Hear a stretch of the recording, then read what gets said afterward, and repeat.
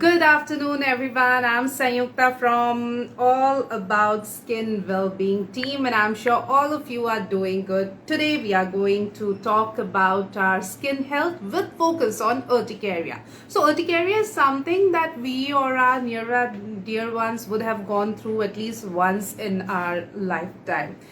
It's a skin condition. We get rashes, round rashes, bumpy rashes. They are very itchy and annoying.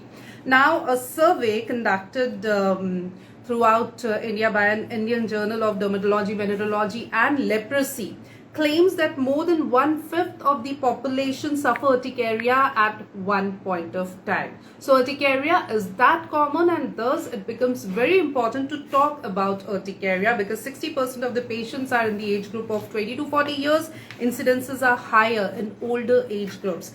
And urticaria can be classified as acute or chronic. And the most important part is not to self-medicate, but to go and consult a qualified dermatologist. So a dermatologist, a board certified dermatologist, these symptoms, rashes, raised bumps, itching, please do not self-medicate, go to a doctor. And today in this session, we'll talk with Dr. Ishmeet Kaur, who is an MBBS, MD in Dermatology, Venereology and Leprosy. She has completed her MBBS from Maulana Azad Medical College, Delhi University in 2011 and MD in Dermatology, Venereology and Leprosy from Delhi University in 2017, and he has 7 years of experience, out of which 6 years as a specialist in this field. A very warm welcome to you, Dr. Ishmeet Kaur. It's such a pleasure to have you with us today. Thank you so much, Sayuta, for a warm introduction, for having me here. It's such a pleasure, doctor. And today we are going to talk about urticaria, doctor. And urticaria is quite common. A survey conducted by Indian Journal says that, one-fifth of the population do suffer urticaria at one point of time in their life. So it's that common. So it becomes even more important to understand what is urticaria and talk about it. First of all, doctor, what is urticaria? See, urticaria, to tell you in a simple language, it's a type of a hypersensitivity reaction. It's a type of an allergy, a skin allergy, which usually starts with a skin lesion, a very typical skin lesion, जिनको हिंदी में पित्ती उछलना या ताफर पड़ना या चकत्ते पड़ना जो बोलते हैं, जो कि लोगों को लगता है कि शायद हमें बस एक इंसेक्ट बाइट हुई है उसकी वजह से हुआ है, but it's actually a type of hyper and ये कुछ देर के लिए आते हैं कुछ लोगों में, कुछ लोगों के लिए कुछ दिनों में भी रहते हैं, एंड दैट इज वाई इसको अर्ली स्टेज पे आइडेंटिफाई करना एंड इसका कॉज ढूंढना बहुत ज्यादा इंपॉर्टेंट हो जाता है। बिल्कुल, तो बहुत ज़रूरी है कि पहले डायग्नोस हो, पता चले कि किस वजह से हो रहा है, क्योंकि तभी सही तरह से इलाज संभव होगा, उस पर भी हम बात करेंगे। But before that doctor, what causes urticaria, होता क्यों है, कैसे होता है? See urticaria can be of different types and different causes की वजह से होता है। Starting from a simple cause like a food allergy, आप कोई एक ऐसा फूड आइटम खा रहे हैं जो कि आपकी बॉडी में हाइपर सेंसिटिविटी प्रोड्यूस कर रहा है, उसको रेपिटेटिवली आप ले रहे हैं, तो उसकी वजह से हर बार आपको ये हीव्स व्हील्स या फिर चकत्ते पित्ती उछल रही है आपकी स्किन में, लेकिन आपको समझ नहीं आ पा रहा because it is intermixed with other food items, so you don't know which is the exact food item causing it. Second cause जो होता है दैट इज अ मेडिसिन जो कि आप रेगुलरली ले रहे हैं, for example even a painkiller can cause urticaria in some people who are sensitive to it, not in everyone. Third cause is physical. Physical में बहुत सारे इन्वायरमेंटल फैक्टर्स आ जाते हैं, लाइक वाइब्रेशन, लाइक बहुत ज्यादा अगर प्रेशर पड़ जाए स्किन पे, आपकी स्किन इतनी सेंसिटिव है कि प्रेशर नहीं झेल पा रही, उसकी वजह से एक मॉलिक्यूल रिलीज होता है हमारी स्किन में called histamine, and that is the main root of the allergy and the urticaria. Next cause is बहुत ज्यादा धूप पड़ गई, बहुत ज्यादा गर्मी प्रोड्यूस हो गई बॉडी में, पसीना आ गया, एकदम से टेम्परेचर चेंज हो गया। For example in this season in new Delhi it's very hot season, so what people do is कि घर में एसी चल रहा है, बाहर गाड़ी तक गए, धूप लगी, गाड़ी में एकदम से तेज एसी चलाया, फिर से ठंड लगी, फिर हम बाहर निकले, ऑफिस में गए, ऑफिस में फिर से एसी। सो ये सर्द गर्म जो temperature extremes of temperature exposure होता है, वो भी हमारी स्किन नहीं झेल पाती। Next very common cause is pollution. Pollens जो फसल कटने के टाइम पे या रेनी सीजन के टाइम पे एयर में सर्कुलेट कर रहे होते हैं, हमें दिखते नहीं है, जो कि हमारी बॉडी और स्किन पे चिपक के बहुत ज्यादा एलर्जी प्रोड्यूस करते हैं। All these like they are multiple causes and in fact in some people cause identify भी नहीं हो पाता है, because there are so many things which are intermingling in our day-to-day life. You're not able to pinpoint, even with the best of the skin test and allergy test, कि क्या exact cause है which is causing it. So with the way you have explained, I can make out that anything under the sun and even the sun can cause urticaria. So a number of things Even the can be air can cause responsible. it. Yeah. Okay so doctor एक बार आम लोगों के लिए lemon के लिए कैसा दिखता है ताकि जब उन्हें इस तरह के रेस्पॉन्स हो तो उन्हें पता हो कि ये अर्टिकेरिया है और बहुत जरूरी है कि हम डॉक्टर को दिखाएं। एक बार अगर आप बताएं कि किस हाउ इट लुक्स लाइक। सी एक जो व्हील हाइव या दाफड़ पड़ना जिसको बोलते हैं, वो वैसे एक रेड कलर का, लाल रंग का उठा हुआ स्वेलिंग, हल्की सी स्वेलिंग जैसा होता है। उसके मार्जिन लेकिन बहुत अच्छे से डिफाइंड होते हैं। स्वेलिंग जो होती है बहुत ही इल डिफाइंड सी होती है, लेकिन इसके अगर आप देखो तो आप अच्छे से इसको आउटलाइन कर सकते हैं कि यहाँ से स्टार्ट हो रहा है और यहाँ से खत्म हो रहा है। सर्कल शेप में हो सकता है, ओवल शेप में हो सकता है, और इसके कभी कभी सेंटर में एक हेलो होता है। हेलो मतलब कि सेंटर में रेडनेस नहीं होगी लेकिन आसपास रेडनेस होगी, तो इसको बोलते हैं सेंट्रल क्लियरिंग। इसका मतलब है कि निशान जो है बाहर की तरफ फैल रहा है और सेंटर से इसका जो हिस्टामिन रिलीज है, जो रेडनेस है, वो कम हो रही है। सो ये दो टाइप के होते हैं, एक तो पूरा ही रेड होएगा और एक होगा कि सेंटर में आपको क्लियरिंग दिखेगी। एक और टाइप का होता है जिसमें कि जो कि मैंने आपको बताया फिजिकल अर्टिकेरिया। तो उसमें क्या होता है, जैसे मान लो आपको सिर्फ इचिंग की तरह स्टार्ट हुआ अर्टिकेरिया और आपने इचिंग करके स्क्रैच कर लिया अपने नेल से या अपनी फिंगर टिप से, तो वो लाइनों की फॉर्म में वही रेडनेस और वही स्वेलिंग आएगी। उसको बोलते हैं dermographism. That is because of your own trauma, जो कि आपने स्किन में इच करते हुए ट्रॉमा किया है, उसकी वजह से हिस्टामिन रिलीज हुआ, and that is causing in the same shape, in the same lines, the way you have scratched your skin. So these are the different types. Apart from skin urticaria, you can also develop swelling around your eyes. You can develop swelling around your lips, जिसको angioedema बोलते हैं। Now that is a very alarming stage of urticaria. कुछ लोगों में सीधा सबसे पहले ये स्टार्ट होता है, तो ऐसे में तो आपको सीधा हॉस्पिटल जाना है, बिकॉज इसमें ब्रीदिंग प्रॉब्लम भी आ सकती है। ये जो स्वेलिंग आपके आईज और लिप्स के अराउंड हो रही है, ये सांस लेने के रास्ते में भी हो रही हो सकती है और आपको पता नहीं चलेगा और एकदम से रास्ता बंद हो सकता है। So that is an alarming stage where you must go to hospital. आपको घर पे रेस्ट नहीं करना है सोच के कि ठीक हो जाएगा। बिल्कुल, तो इसलिए बहुत ध्यान रखने की जरूरत है बिकॉज लाइफ थ्रेटनिंग भी हो सकता है और इसीलिए अगर इस तरह की स्वेलिंग है आईज के अराउंड या लिप्स में तो प्लीज बिल्कुल इग्नोर नहीं करना है, तुरंत डॉक्टर के पास जाना है, हॉस्पिटल जाना है, ये बहुत जरूरी है। Doctor, talking about the types of urticaria, initially I said that there are two types of urticaria, acute and chronic, इसके बारे में थोड़ा बताएं। See acute as a name suggest कि थोड़ा छोटे टाइम से हुआ है, अभी 6 वीक्स ही हुए हैं, अगर आपको अर्टिकेरिया होते हैं तो उसमें आपके कॉजेज और आपकी मैनेजमेंट थोड़ी सी डिफरेंट हो जाती है। क्रॉनिक मतलब बहुत टाइम से चला रहा है, तो देर is a cut off actually. Acute means less than 6 weeks and chronic is more than 6 weeks. ये कट ऑफ भी बहुत ज्यादा कुछ एक्यूरेट नहीं होता है, कई लोग एकदम से क्रॉनिक में जल्दी भी चले जाते हैं। क्रॉनिक में हमें थोड़ा सा हायर डोज एंटीहिस्टामिन्स का देना पड़ता है। कभी कभी कुछ बायोलॉजिक्स जो थोड़ी सी तेज दवाइयाँ होती हैं वो भी देनी पड़ सकती हैं। अक्यूट में जो रीजंस होते हैं वो यूजुअली होते हैं इमीडिएट हाइपर सेंसिटिविटी के लिए, बिकॉज अभी अभी आपको स्टार्ट हुआ है। तो फूड हो गया, जैसे मेडिसिन हो गया, या फिर कोई इंसेक्ट बाइट हो गई आपको, उसकी वजह से एक जगह बाइट हुई और पूरी बॉडी रिएक्ट कर गई। So these are reasons of acute urticaria. Chronic इसकी आपको होता ही जा रहा है, होता ही जा रहा है, मीन्स एक रेकरेंट कॉज है, एक रेपिटेटिव कॉज है आपकी लाइफस्टाइल में which is causing this urticaria. जैसा कि मैंने आपको बताया, कांग्रेस ग्रास जो होती है, पार्थीनियम, फसल कटने के टाइम पे जिसके फ्लावर्स आपके एयर में भी जा रहे होते हैं रेनी सीजन में, जब हवा बहुत तेज होती है, या फिर घर में ही हाउस डस्ट माइट होता है which is a very common cause specially in Delhi.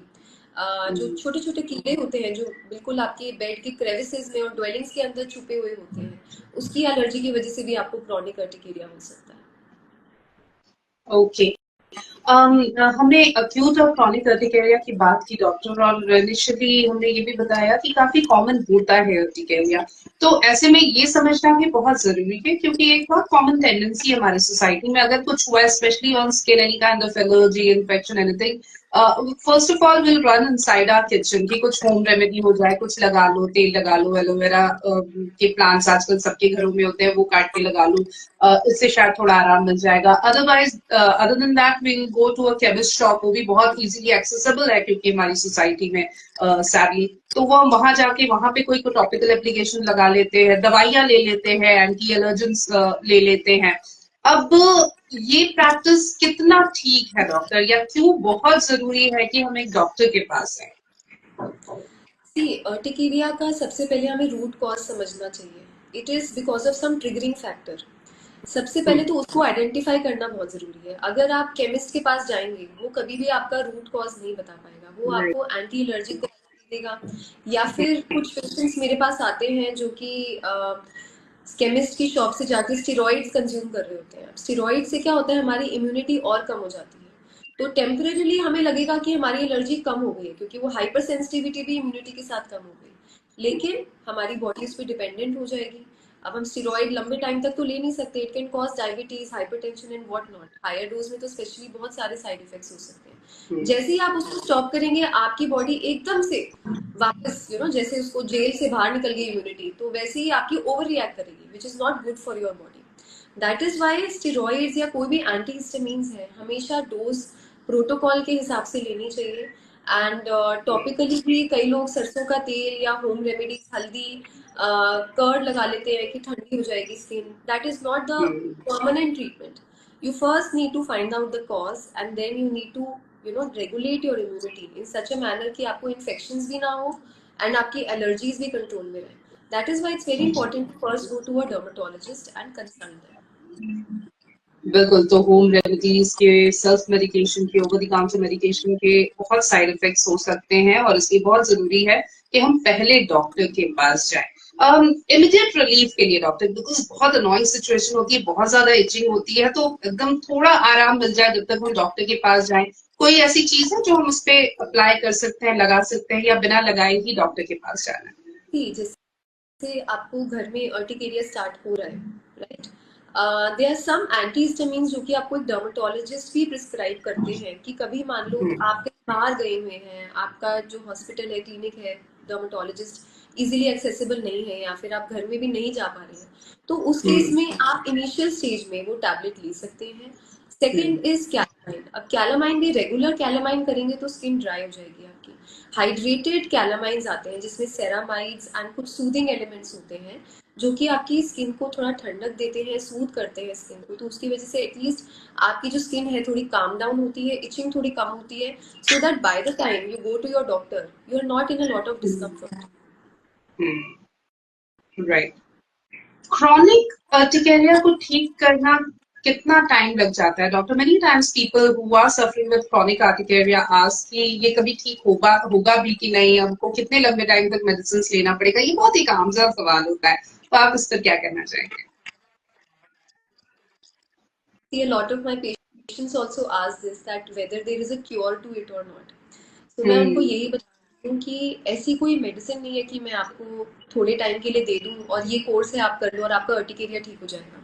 मान लो किसी पेशेंट को डायबिटीज है, अगर वो थोड़ा सा भी मीठा खाएगा, उसके शुगर लेवल्स अप होंगे और उसकी डायबिटीज वापस आ जाएगी। वैसे ही अर्टिकेरिया में जो कॉज होता है, जो ट्रिगरिंग फैक्टर होता है, अगर उसका एक्सपोजर कंटिन्यूअस रहेगा तो आपको ये प्रॉब्लम आती रहेगी वापस। मेन जो ट्रीटमेंट का हमारा पर्पस होता है, दैट इज कि आप रूट कॉज को पहचानिए। उसके लिए कुछ एलर्जी स्किन टेस्ट होते हैं, कुछ स्किन प्रिक टेस्ट होते हैं, कुछ पैच टेस्ट होते हैं। फॉर एग्जाम्पल कुछ पेशेंट्स को अपने कॉस्मेटिक प्रोडक्ट से भी अर्टिकेरिया हो रहा होता है। तो अगर हमें वो पता चल जाए एंड हम उस रूट कॉज को अवॉइड करें, पेशेंट को काउंसिल करें कि this is the thing you need to stay away from, so then we can actually achieve a stage where the patient might not need medicines. Now there is a condition called spontaneous urticaria. Spontaneous मतलब अपने आप ही हो जाता है, उसमें कोई root cause नहीं होता है। बॉडी की इम्यूनिटी इतनी डिसरेगुलेटेड होती है, मास सेल्स इतने एक्टिवेटेड होते हैं कि छोटी छोटी बात पे हिस्टामिन प्रोड्यूस कर देते हैं। In that case, we need to calm down the immunity by giving some very low dose maintenance in the long run. Initially एक इंडक्टिव फेस होता है जिसमें कि हम हाई डोज देते हैं, एंड उसके बाद मेंटेनेंस पे हम बहुत ही लो डोज देते हैं, विच is not harmful for the body. लोग सालों साल तक भी लेते हैं लो डोज को, तो ज्यादा हार्मफुल साइड इफेक्ट्स नहीं होते हैं। So that case we have to tailor made the treatment as per the patients triggering factors and the immunity dysregulation which the patient is going through. So it is very subjective. तो बिल्कुल root cause समझना बहुत जरूरी है, उसे एक तरह से अवॉइड करना ताकि वो बार बार ट्रिगर ना करे बहुत जरूरी है, और इसके लिए बहुत जरूरी है कि हम डॉक्टर के पास जाएं। लेकिन कई ऐसे केसेस होते हैं, आपने बताया, जिसमें कॉज पता ही नहीं चलता या कॉज होता ही नहीं है। स्पॉन्टेनियस अर्टिकेरिया की भी आपने बात की।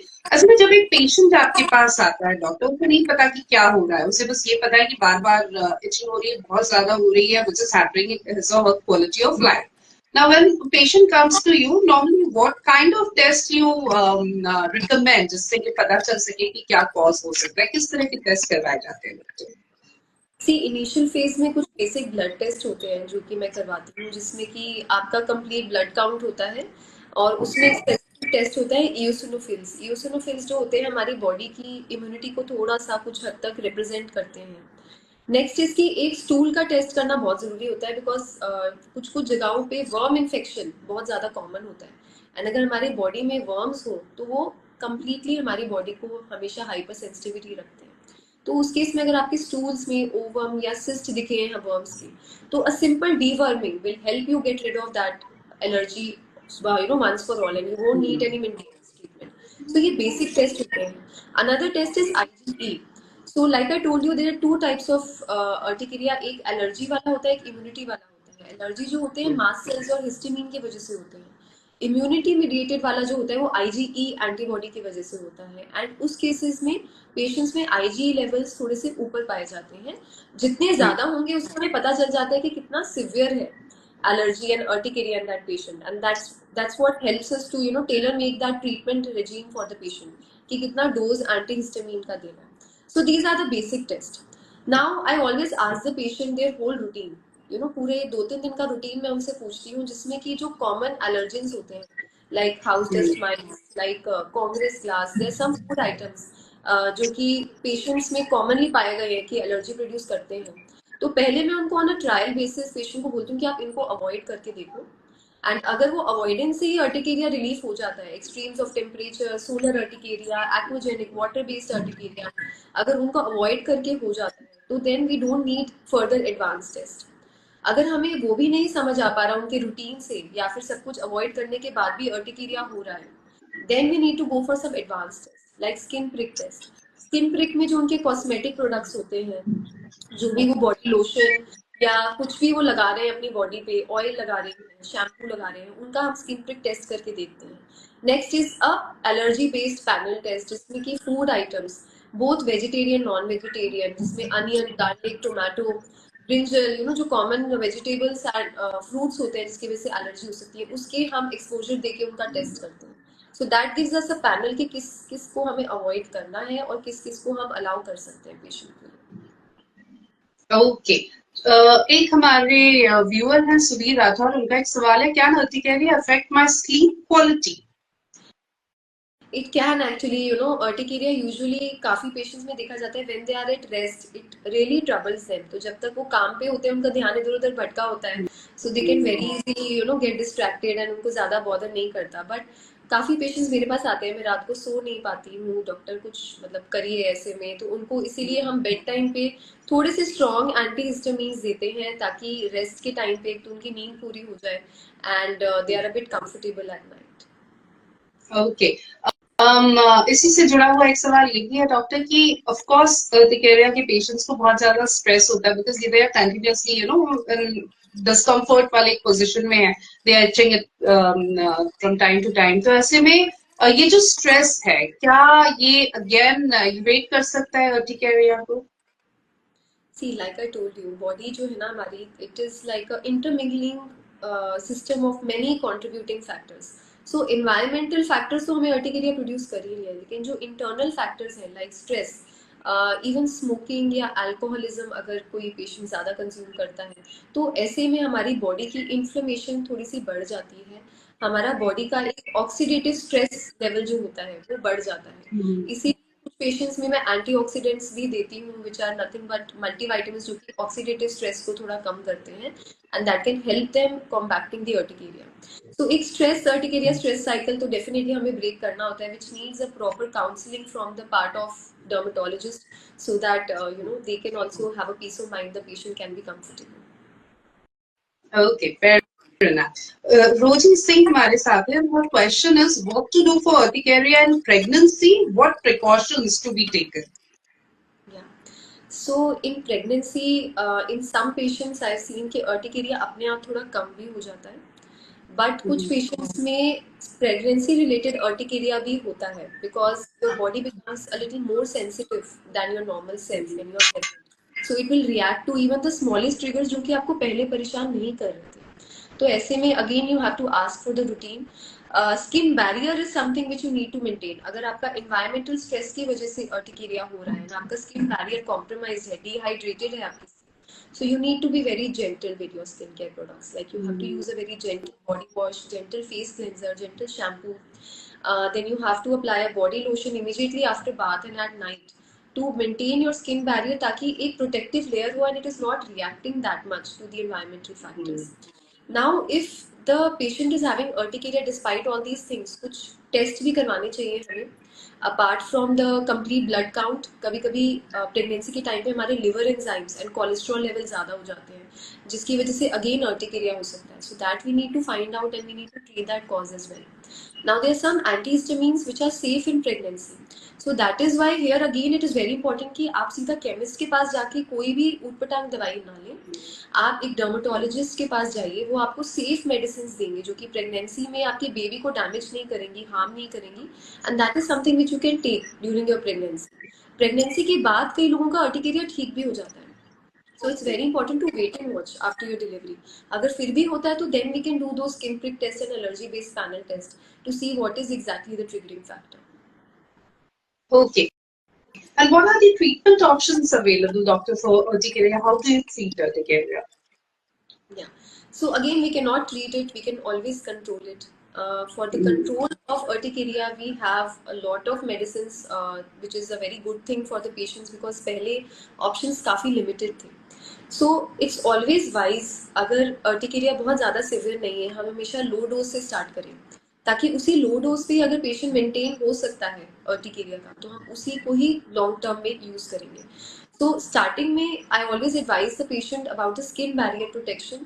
I always give them a good body wash which is gentle on their skin, body lotion which will hydrate their skin and calm it, and then some antioxidants which will help them curb that oxidative stress जो हर बार on exposure to triggering factor होता है.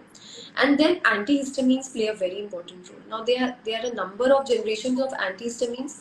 First से लेके fourth generation तक है, सबके effect अलग अलग है, सबके एफिकेसी अलग है, साइड इफेक्ट्स अलग हैं, एंड कुछ मेडिसिन से डिजीनेस भी आती है.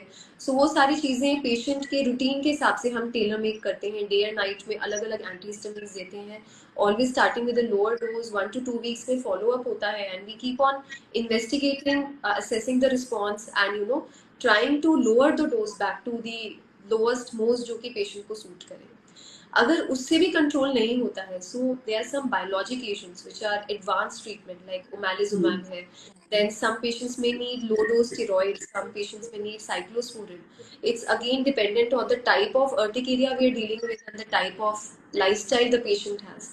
उस हिसाब से हम एडवांस ट्रीटमेंट्स भी फॉलो करते हैं एंड एम करते हैं कि जितनी जल्दी हो सके उसको हम रिड्यूस करके मेंटेनेंस पे लाएं.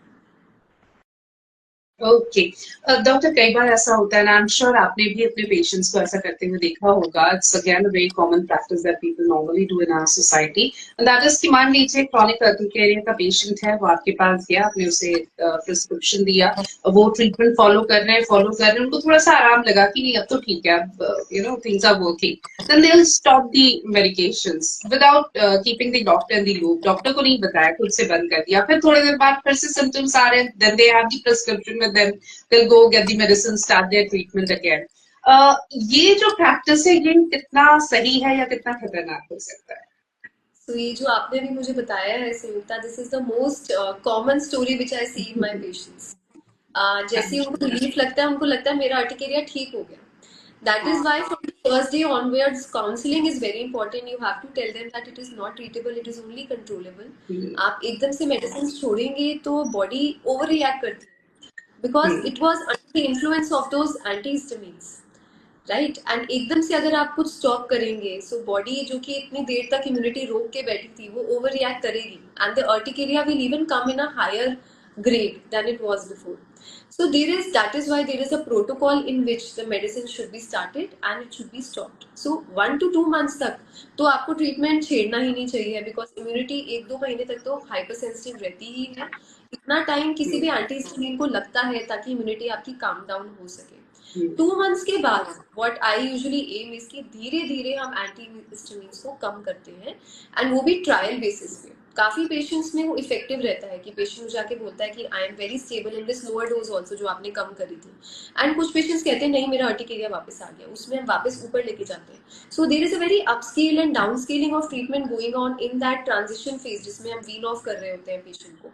तो वो अगर किसी डॉक्टर के साथ आप मिलके करेंगे तो आपके लिए बहुत ईजी रह जाता है, because they know the mechanism of each and every antihistamine. They know कि इसका ऑनसेट ऑफ एक्शन कितना है, ये कितनी सेफ है आपके पेशेंट के लिए, कितने टाइम तक इसको लेके आप साइड इफेक्ट्स नहीं होते हैं. That is why it's very important कि आप एटलीस्ट इसका ट्रीटमेंट अपने हैंड्स में ना लें. It's very important that to follow up with your doctor. Yeah, following up with your doctor is very important. Now, doctor, another very common thing that people normally do is कि जैसा initially भी हमने बात की कि कई बार foods से भी allergy होती है. कुछ common food items हैं, nuts हैं, sea foods हैं, egg, cheese, etc. जिससे कई लोगों को कई बार एलर्जी होती है. लेकिन कई बार इसे एक ब्लैंकेट लिस्ट बना लिया जाता है. हम ये खाना बंद कर देते हैं इस डर से कि किसी और को हुआ था तो हमें इससे एलर्जी ना हो जाए, हमें इससे अर्टिकेरिया ना हो जाए.